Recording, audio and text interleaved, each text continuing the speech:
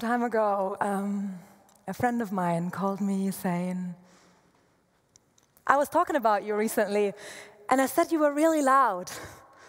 And I'm like, and he's like, but I mean it really, really positively. And I knew he did, but damage had been done because he had articulated something that I had feared people would find out about me, and that is that everything inside of me is really, really noisy. You see, I had been this creative kid, teaching myself the piano, composing, having crazy, crazy daydreams. Everything was big, colorful, confetti, yay! But I also never really fitted in. I was always too much, too intense, too weird. And consistently from primary school, all through my freaking job at management consulting, I got that feedback. She's talking too fast. She's like really too hyper, and my favorite, she really needs to calm down. And years later, I'm running the most amazing organization that supports people to build something in their life that inspires themselves and others. And yes, for most of us, it is still related to finding something, some workplace that gives us passion, that makes us excited, that fulfills us. And what I had to learn was that never being able to fit in was actually a blessing. Because, at some point, I had just given up. I had given up trying to fulfill certain standards that I believe society or my parents had planned for me. And to make a long story short, it was me letting go of the idea with excruciating pain that I'm only worthy when I land a great job right after uni that would pay me like a crazy salary and that would allow me to wear a suit. That the only legitimate reason to leave that job for would be at least 10 million euro valued startup with a crazy hockey stick track kind of thing. And that I'm only someone when I am the one leading the meeting and talking. And that being emotional meant being weak. And that being weak is the end. I believe that if I saw, and if I started to show that real self that I felt I was, people would also see the resentful, unhappy, temporarily desperate, and massively insecure me, and basically run away. So yeah, that's how my brain functioned. Now, this is not what happened. Instead, when I started to dare to be that crazy but amazing me, the more I started to dare to not just live these societally accepted, but also the weird and freaky parts in me, the more I attracted people into my life who I deeply, deeply cared for and who deeply, deeply cared for me. And the more I found myself like magically on a career path that felt like authentic and thrilling and inspiring and fulfilled me so much. So, how come this is so hard? How come we're so ashamed of being ourselves? And how come we are so confused about these questions like, who am I really? What should I do with my freaking life? Who should I be with? And what should I do next? Here's what I think. We don't listen to ourselves. And instead, we dread to listen to our feelings. Because, hey, what if it turns out that actually I have to quit my job? What if it turns out that I have to leave my relationship? what if it turns out that I'm deeply, deeply unhappy? We're so scared to listen to our feelings because we basically think that this happens, that we fall down into some crazy abyss that is basically terrible. And so here's what we do. We numb. We suppress. We ignore. We text. We Snapchat. We call. We, balance our chakras. We pray. We do all these things. We overwork, we undersleep, we switch our partners, change cities, we apply to Harvard. We take psychedelics, go to therapy, try macrobiotics, and we go to freaking Burning Man. And despite all, we are such beginners when it comes to this very simple question of, how are you? Do you feel fear? Do you feel sadness? Do you feel anger? Or do you feel joy? I think it has become so not cool in our society to listening to our feelings that we have really lost our compass and magically end up in especially relationships and jobs that are not bad enough to change, but definitely not good enough to call them great. So, let's break that down a little bit and just look at some of these things that we are numbing so desperately and how we can think about them alternatively. And let's actually start with one that seems weird to numb. Joy. How the heck are we numbing joy? And I can tell you, it's dangerous, and that's why we're numbing it. It's freaking dangerous to admit what brings us joy, because hey, what if what brings me joy is knitting? Being a full-time parent. What if I love being dominant? Or what if what brings me joy is being a quiet observer? So many things that bring us joy are not seen as very serious. And in my case, if I cut myself off from my love for confetti, I cut myself off from joy.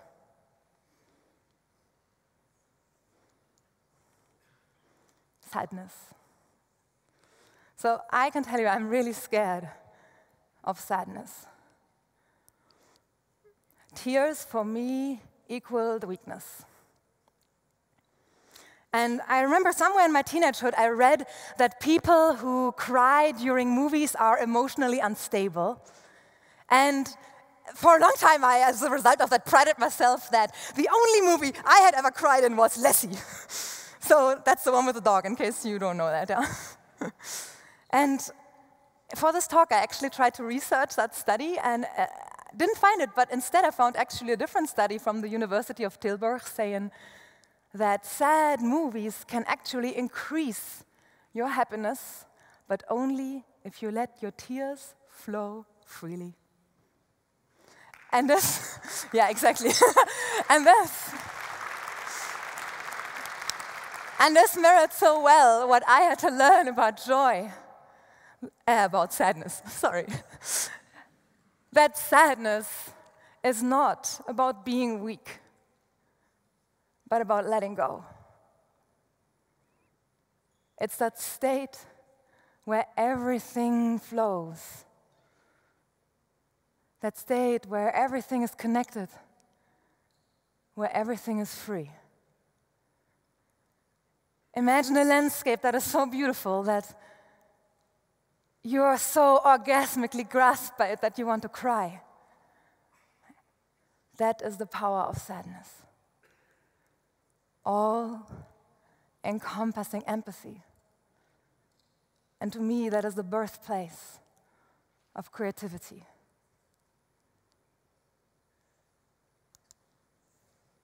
Fear. Now, I actually think that our society is disgusted by fear. Fear is something we think we have to overcome, to get rid of, to defeat. It's like a monster. And I said, you know what, fear? I'm going to outsmart you. I'm going to make you my motor, my magic potion, so that I can work really, really long hours. Yeah? Stress is for underperformers. Yeah? And when someone called me an insecure overachiever, I was like feeling both pride and pity. Pride, because someone called me an overachiever, and pity, because the person, the underperformer admittedly, who said that was sadly thinking I was insecure. Obviously, that was both arrogant and foolish. And I'm not talking about the whole story here now, but just in case you are also part of that beautiful, heartfelt workaholic group who still believe that, you know, more work still gets you further the best and the easiest way, I have one question for you, and that question is, when was the last time you were really burnt out and really stressed, and at the same moment had a world-changing idea? You see, what I had to learn about fear was I don't have to overcome it. The truth I was trying to hide was I hated that part that was so fearful and insecure. I hated it so much that I postponed turning my biggest passion into an organization for 6 years. That I did some elite MBA just to call myself competent enough to finally follow my passion. But I was wrong, because fear doesn't have to be overcome. I learned that fear really asks you the question, what do I have to pay attention to? If I listen to it wisely and concisely, it would point us towards things that hadn't been given enough attention, that were at risk of being overlooked. And the great, amazing thing about fear, it's like it gives you razor-sharp focus, complete alertness. It's like a magnification glass, I like to say. And yes, it's a poor guide, but it's an amazing advisor.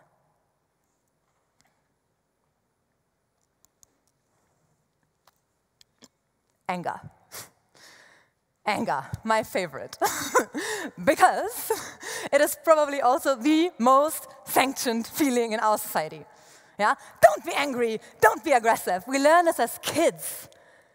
And I want to be honest, you know, I feel guilty when I become angry, and I'm blocked. I'm blocked when I should become angry, and I say should, because who has hurt you and you never said stop? Your boss? Your parents? Your ex? Who? You know, anger is this really cool thing that says, stop, your place, my place. And if you don't have access to that power, you're going to find your boundaries being disrespected again and again and again. And as I like to say, you might just end up being that cake that everybody takes a happy bite from. And to the men in the room, anger is also that really great power that says, yes, I am worthy, I'm strong, and I'm hot. So, just in case you have struggles with these sort of things, maybe it's time to get a little angry once in a while. So,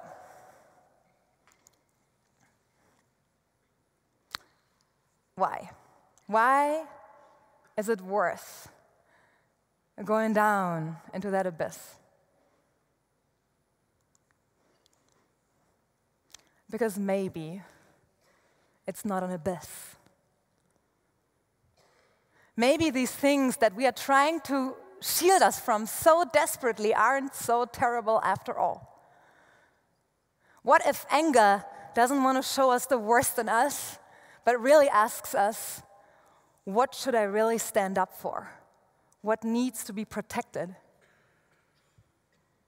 What if fear wasn't there to make us small, but to ask us, what do I have to pay attention to?